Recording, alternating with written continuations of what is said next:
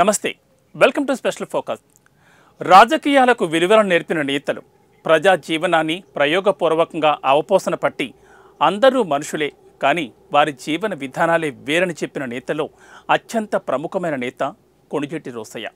మరో మాటగా చెప్పాలంటే భారతీయ రాజ్యాంగాన్ని అవపోసన పట్టిన నేతలు ఎంతమంది ఉంటారో చెప్పడం కష్టం. కానీ రోసయ్య పాలన మాత్రం ప్రజాస్వామ్యానికి, ఆయన పాలన మాత్రం అద్దం పట్టే విధంగా విశిష్టతను సంపాదించుకుందంటే అతిశయోక్తి కాదు. పదవులు ముఖ్యం కాదు, పాలనలో ప్రజల సాక్ష్యమే పరమావధి అనే లక్ష్యాన్ని నమ్ముకుని ప్రజాసేవలో తనువును చాలించిన ఉమ్మడి ఏపీ సీఎం కొణిజేటి రోసయ్యపై ఓ ప్రత్యేక కథనం.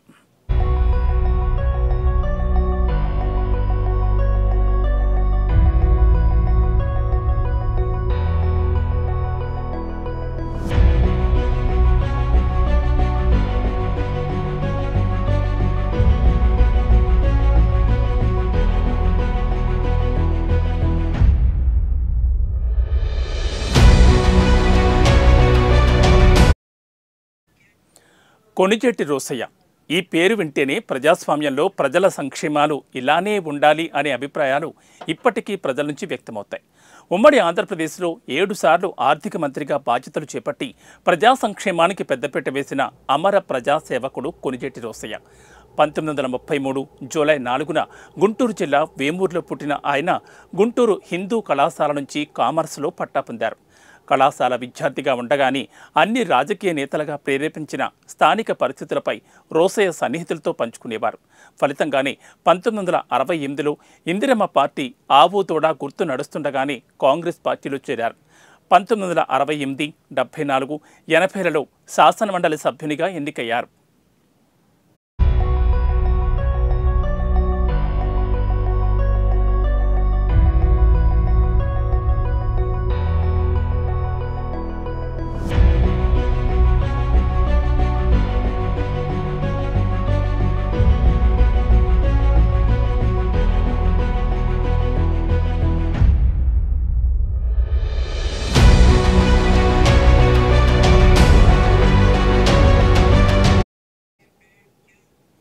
తొలిసారిగా మర్రి చెన్నారెడ్డి ప్రభుత్వంలో ఆయన రోడ్లు, రహదారులు శాఖ, రవాణా శాఖల మంత్రిగా పనిచేశారు.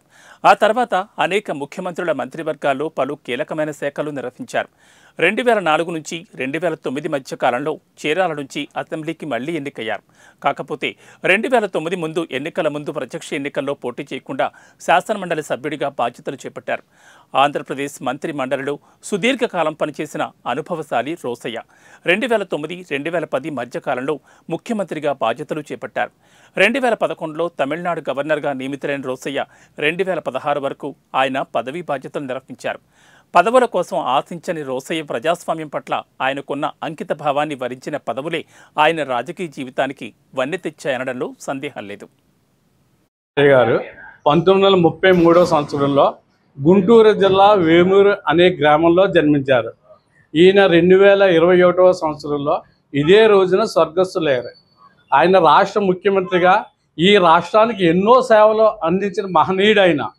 ఆయన ఒక రాష్ట్ర ముఖ్యమంత్రిగానే కాకుండా రాష్ట్ర ఆర్థిక మంత్రిగా కూడా 7 సార్లు ఈ రాష్ట్రానికి ఆర్థిక బడ్జెట్ను ప్రవేశపెట్టి ఆర్థిక శాఖను ముందంజలో తీసుకెళ్లిన మహనీయుడు. అంతేకాక బడుగు బలహీన వర్గాలకు ఎన్నో సేవలు చేశారు. రోసయ్య గారు ఒక ఆంధ్ర రాష్ట్రానికే రాజకీయ నాయకుడు కాకుండా యావత్ భారతదేశానికి కూడా రాజకీయ నాయకులు. ఎందుకంటే ఆయన కర్ణాటక, తమిళనాడు గవర్నర్లుగా కూడా అనేక సార్లు పనిచేశారు.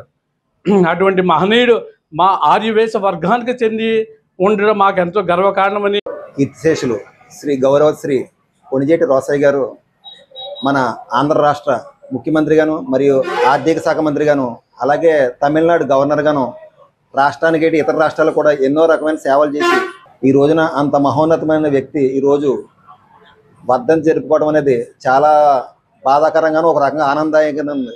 ఎందుకంటే ఈ రోజున అంత గౌరవప్రదమైన వైశ్యాసులు, అంత గౌరవప్రదమైన వ్యక్తి మా ముందు లేకపోవడం మా అందరికీ కూడా వెన్నుమొక్కలేనట్లే. అలాగే ఈ రోజున ఆయన అతి తక్కువ సమయంలో వైశ్యుల్లో ప్రప్రథమంగా ఎదిగి ఈరోజు రాష్ట్రంలో ప్రతి వైశ్యులు కూడా తలెత్తుకునేలా చేసిన వ్యక్తి ఎవరు ఉంటే మన కొణిజేటి రోసయ్య గారు అని చెప్పుకోవచ్చు.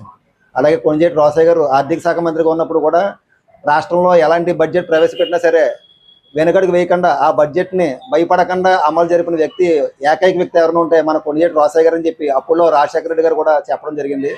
ఈ రోజు కూడా రోసయ్య గారి పేరు చెప్తే ఎవరైనా సరే ఆయన్ని ప్రతిపక్షాలటి ఏ పార్టీ వాళ్ళైనా సరే ఆయన విమర్శించే వాళ్ళు ఎవరు లేరు. విమర్శలకి తావివ్వకుండా జయము నిశ్చయము అంటూ ముందుకెళ్ళిన వ్యక్తి ఎవరంటే మన కొణిజేటి రోసయ్య గారు. ఈ రోజు కొణిజేటి రోసయ్య గారు ఆశయాలకు ఎంతోమంది పనిచేస్తున్నామండి. అలాగే కూడా రోసయ్య గారు కులంలో పుట్టినందుకు మేమందరూ కూడా గర్విస్తున్నాం. అలాగే ఈ రోజున కోరుకొండ గ్రామం కూడా ఆయన 4-5 సార్లు రావడం జరిగింది. ఆయనతో కూడా మాకు ప్రత్యేక అనుబంధం కూడా ఉన్నది. అసెంబ్లీలో మాట్లాడితే అందరూ కూడా ఆయన వేసే చెరోక్తులకు కూడా అందరూ ముగ్గులైపోయేవారండి. ఎవరు ప్రతిపక్షం వాళ్ళు కూడా విమర్శించేంత స్థాయిలో ఉండేది కాదండి. బడ్జెట్ ఆర్థిక శాఖలో బడ్జెట్ 15 సార్లు ప్రవేశపెట్టారండి. ఆర్థిక శాఖ మంత్రిగా 7 సార్లు పనిచేశారండి ఈయన. అయితే చాలామంది ముఖ్యమంత్రుల దగ్గర ఈయన చాలా ఒబీడియంట్గా ఉండి మంచి పేరు తెచ్చుకుని రోసయ్య గారు అంటే ఒక హోందాతనంగా మాట్లాడతారనే ఖ్యాతిని గడించారండి. ఆంధ్రప్రదేశ్ ముఖ్యమంత్రిగా చేశారు. తర్వాత తమిళనాడు, కర్ణాటక రాష్ట్రాలకు గవర్నర్గా కూడా పనిచేశారండి ఈయన. రోసయ్య గారు అంటే ఆర్యవయసులకు ఒక పెద్ద దిక్కుగా ఉండేదండి. ఆయన రోసయ్య గారు ఉన్నని చెప్పు కూడా ఆయన చాలా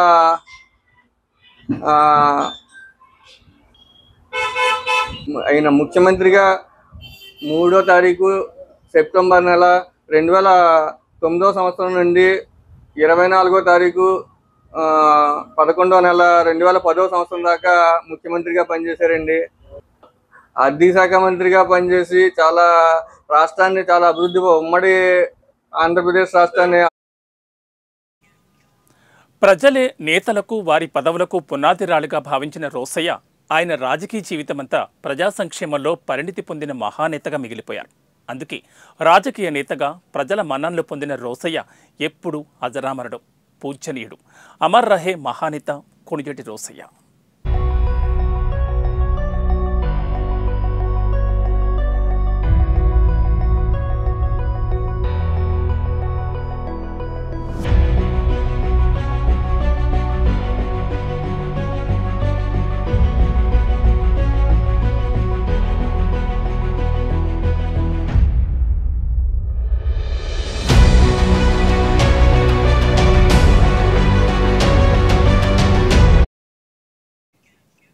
ఇది ఇవాల్టి స్పెషల్ ఫోకస్. మరో ఇంట్రెస్టింగ్ టాపిక్తో మళ్ళీ కలుద్దాం. నమస్తే.